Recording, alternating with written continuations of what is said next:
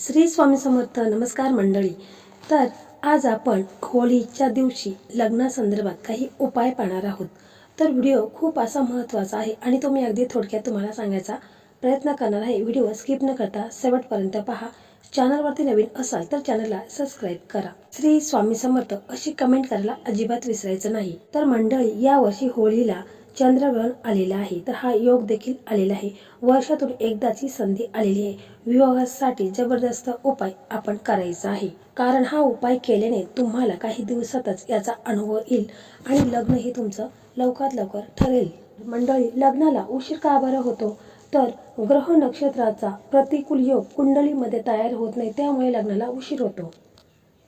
त्याचप्रमाणे आपल्या मुलांच्या कुंडलीमध्ये जे ग्रह आहेत, म्हणजे बघा, शनी ग्रह, मंगल ग्रह, राहू ग्रह, तर ह्या ग्रहांचा जर आपल्या कुंडलीमध्ये त्यांचं बळ कमजोर असेल तरी देखील लग्न हे लवकर ठरत नाही वा ठरलेलं लग्न मोडत असतं.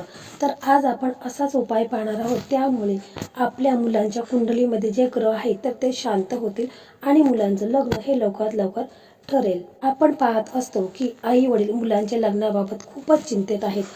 ते भरपूर उपाय करत असतात, परंतु मुलांचे लग्न हे लवकर ठरत नाही. आज मी तुम्हाला हा उपाय सांगणार आहे. तर हा उपाय केल्याने मुलांचे लग्न हे लवकरात लवकर, म्हणजे काही दिवसातच तुम्हाला आनंदाच्या बातम्या ऐकायला मिळतील. कारण मी जे हे उपाय सांगत आहे तर ते पूर्ण ज्योतिषांनी सांगितलेले हे महा उपाय आहेत आणि या उपायाने बऱ्याच मुलांचे लग्न देखील ठरलेले आहेत. आपल्या चॅनलवरती जा. चॅनलवरती प्लेलिस्टमध्ये लग्नासंदर्भात भरपूर व्हिडिओ आहेत. त्यामध्ये बऱ्याच मुलामुलींचे लग्न देखील झालेले आहेत. तर ते उपाय देखील तुम्ही करून पहा. तर 2026ला होळी ही होळी अत्यंत विशेष ठरणार आहे. कारण होळी आणि चंद्रग्रहण हे एकाच वेळी येणे अत्यंत दुर्मिळ योग आहे. 3 मार्च 2026 होळी आणि चंद्रग्रहण हे भारतात दिसणार आहे. या ग्रहणाचा धार्मिक विधीवर, वातावरणावर, राशींवर याचा परिणाम होणार आहे. तर सर्वात अगोदर आपण तिथी जाणून घेऊ.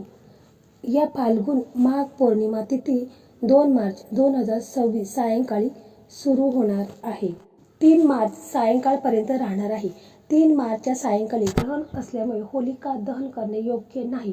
तर भद्राकाल जो आहे लक्षात घेता होलिका दहन 2 मार्च मध्यरात्रीनंतर, म्हणजे 3 मार्चच्या सुरुवातीला रात्री 12:50 मध्यरात्री 2:02 या शुभ मुहूर्तावर करणे योग्य राहील. त्याचप्रमाणे 3 मार्च रोजी सकाळी 9:39 पासून सुतक सुरू होईल. सायंकाळी 3 मार्चला 6:47 पर्यंत ग्रहण हे समाप्त होणार आहे. मंडळी, हा उपाय तुम्हाला 3 मार्चला सकाळी 7 ते 9 वाजेपर्यंत करावा लागेल. तर पहा, होली दहन झाल्यानंतर जो पहिला सोमवार येईल किंवा मंगळवार येईल किंवा शनिवार येईल, त्या दिवशी हा उपाय तुम्ही करू शकता. म्हणजे या तिन्ही दिवसापैकी कोणत्याही दिवशी तुम्ही हा उपाय करू शकता. कोणताही एक दिवस तुम्हाला निवडायचा आहे आणि त्या दिवशी तुम्ही हा उपाय करू शकता. तर होळी 2 मार्चला आहे आणि होळी दहनाच्या दुसऱ्या दिवशी म्हणजेच 3 मार्चला आपल्याला सकाळी लवकर उठायचं आहे. स्वच्छ स्नान वगैरे करायचं आहे आणि आपण जिथे होळी दहन झालेली आहे तिथे आपण जायचं आहे. तिथे गेल्यानंतर आपण आपले दोन्ही हात जोडायचे आहेत. श्री हरी विष्णूंना आपल्याला प्रार्थना करायची आहे की तुमच्या लग्नात जो काही प्रॉब्लेम आहे तर तो दूर होण्यासाठी तुम्हाला श्री हरी विष्णूंना प्रार्थना करायची आहे. त्याचप्रमाणे भगवान शंकरांना देखील तुम्हाला प्रार्थना करायची आहे. दोन्ही हात जोडायचे आहेत आणि मग प्रार्थना केल्यानंतर तुम्हाला त्या होलिकामधली थोडीशी राख आहे तर ती घ्यायची आहे आणि ती राख तुम्हाला घरी आणायची आहे. त्याच्यानंतर तुम्हाला एक तांब्याचा लोटा घ्यायचा आहे. म्हणजे तुम्ही तांब्याचा घेऊ शकता किंवा स्टीलचा घेतला तरी देखील चालेल. तर स्वच्छ पाण्याने तुम्हाला तो तांब्या भरून घ्यायचा आहे. त्या पाण्यामध्ये तुम्हाला ही जी राख आपण आणलेली आहे तर ती थोडीशी चिमूटभर राख त्या पाण्यामध्ये तुम्हाला टाकायची आहे आणि थोडंसं अत्तर आहे तर ते त्या पाण्यामध्ये टाका, किंवा जर अत्तर नसेल तर गंगाजल टाकलं तरी देखील चालेल. आणि मग तुम्हाला जर तुमच्याकडे धोत्र्याचं फुल असेल तर तो घेऊ शकता. अगरबत्ती घ्यायची आहेत किंवा पांढरी फुलं असतील तरी देखील चालेल. हे सर्व साहित्य घेऊन तुम्हाला तुमच्या जवळपास कुठे जर शिव मंदिर असेल तर तिथे तुम्हाला जायचं आहे. जर जवळपास कुठे बेलाचं झाड वगैरे असेल तर बेलाची पानं देखील तुम्हाला 11 घ्यायची आहेत. आणि मग तुम्हाला महादेवांच्या पिंडीवरती तुम्हाला हे जे आपण घरून पाणी घेतलेलं आहे त्या पाण्यामध्ये आपण होळीची राख टाकलेली आहे, अत्तर टाकलेलं आहे, तर ते पाण्याचा तुम्हाला प्रथम तिथे बसायचं आहे आणि अभिषेक करून घ्यायचा आहे. अभिषेक करता वेळेस तुम्हाला ह्या मंत्राचा जप देखील करायचा आहे. म्हणजे सतत जेव्हा तुम्ही अभिषेक कराल त्यावेळेस तुम्हाला हा मंत्र म्हणायचा आहे. ओम नमः शिवाय किंवा श्री शिवाय नमस्तुभ्यम हा मंत्र जाप तुम्हाला सतत चालू ठेवायचा आहे आणि अभिषेक पूर्ण करायचा आहे. अभिषेक करण्या अगोदर तुम्हाला तिथे एक दिवा लावायचा आहे, अगरबत्ती लावायची आहे. धोत्र्याचं फूल असेल तर ते महादेवांना अर्पण करायचं आहे किंवा तुम्ही पांढरी फुलं जर घेतलेली असतील किंवा बेलाचे पाणी घेतलेले असतील तर ते देखील तुम्हाला अर्पण करायचे आहे.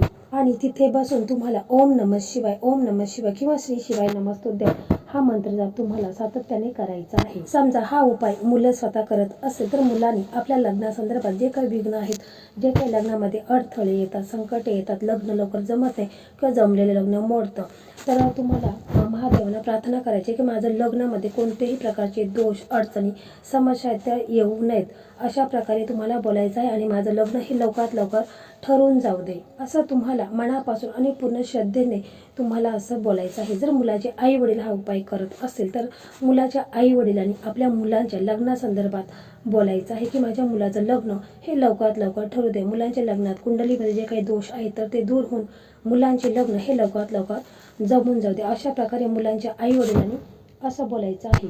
हा उपाय खूप असा प्रभावी आहे आणि या उपायामुळे मुलांचे लग्न हे लवकरात लवकर ठरून जाईल. कारण भगवान शंकरांच्या गळ्यात जो नाग आहे म्हणजे जो साप आहे तर तो राहू मानला जातो आणि शनिदेवांचे गुरु भगवान शंकर आहेत. त्यामुळे हा उपाय केल्याने अनेक तुमच्या कुंडलीमध्ये जे काही ग्रह असतील, राहू असेल, शनी असेल, मंगल असेल, तर ते ग्रह आहेत तर ते शांत होतील आणि मुलांचे लग्न हे लवकरात लवकर ठरून जाईल. कोणत्याही प्रकारचे अडचणी किंवा समस्या लग्नामध्ये ज्या येत असतात तर त्या येणार नाहीत आणि लग्न हे मुलांचे लवकरात लवकर ठरेल. आणि सर्वात महत्त्वाचं म्हणजे मुलांच्या नवग्रह शांतीसाठी तुम्हाला ही जी होळीची राख आहे तर ती मुलांच्या अंघोळीच्या पाण्यामध्ये नेहमी टाकायची आहे. म्हणजे चिमूटभर होळीची राख आहे तर ती मुलांच्या अंघोळीच्या पाण्यामध्ये, मुलगी असू द्या मुलगा असू दोघांच्या अंघोळीच्या पाण्यात ही अवश्य टाकायची आहे.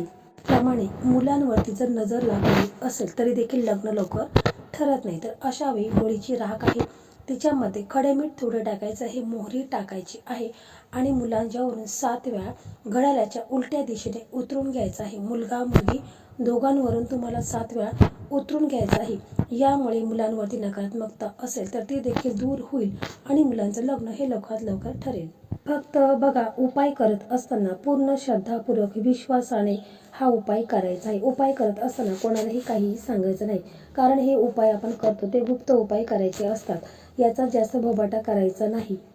जर आपण उपाय इतरांना सांगत बसलो तर त्या उपायाचा असर टिकत नाही. म्हणून उपाय करत असताना एकदम व्यवस्थित कोणालाही न सांगता आपण हे उपाय करायचे आहे. तर पहा, एकदम छोटासा साधा उपाय आहे. तर हा उपाय तुम्ही ह्या होळीच्या दिवशी अवश्य करून बघा आणि तुमच्या मुलांचं लग्न ठरलं तर नक्कीच मला कमेंट करून सांगा. आणि व्हिडिओ आवडला तर इतरांना शेअर करा, कारण कुणाचं जर लग्न ठरत असेल तर त्याचं देखील पुण्यफल तुम्हाला प्राप्त होईल. तर मंडळी, अशा प्रकारे आजचा हा व्हिडिओ होता. हा व्हिडिओ तुम्हाला कसा वाटला कमेंटमध्ये नक्की सांगा. व्हिडिओ आवडला तर व्हिडिओला लाईक करा, शेअर करा आणि चॅनलला सबस्क्राईब करा. धन्यवाद.